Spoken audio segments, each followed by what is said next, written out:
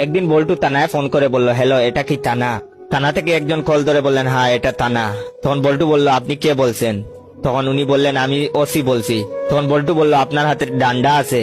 তখন ওসি বললেন, হ্যাঁ আছে। তখন বল্টু বলল, তাহলে ওটা নিজের পাশায় ঢুকিয়ে দিন। বলেই ফোনটা কেটে দিল।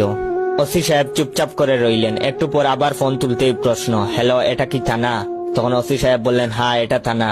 তখন বল্টু বলল, আপনি কে বলছেন? ওসি সাহেব বুঝলেন সেই বিচ্ছুটাই। ওসি সাহেব সাবধানে জবাব দিলেন, আমি ওসি বলছি। তখন বল্টু বলল, আপনার হাতে ডান্ডা আছে? তখন ওসি সাহেব বললেন, না নাই। তখন বল্টু বলল, বাহ, একবার বলতেই ঢুকিয়ে নিয়েছেন, সাবাস। সিএলআই দেখে ওসি সাহেব ওই নম্বরে ফোন করলেন। ধরলেন এক ভদ্র মহিলা, বল্টুর মা ছিলেন। ওসি সাহেব বললেন, থানা থেকে ওসি বলছি, এই নম্বর থেকে একটি বাচ্চা ছেলে আমাকে ফোন করেছিল, বলেছে হাতের ডান্ডাটা নিজের পিছন দিয়ে ঢুকিয়ে দিতে। তখন বল্টুর মা বললেন, এ মা, কখন? তখন ওসি সাহেব বললেন, মিনিট 10 আগে। তখন বল্টুর মা বললেন, সিসি, বের করে ফেলুন, বাচ্চাদের কথা কেউ সিরিয়াসলি নেয়, শুধু শুধু 10 মিনিট কষ্ট পেলেন, বাড়ি গিয়ে একটু মলম লাগিয়ে নেবেন কিন্তু।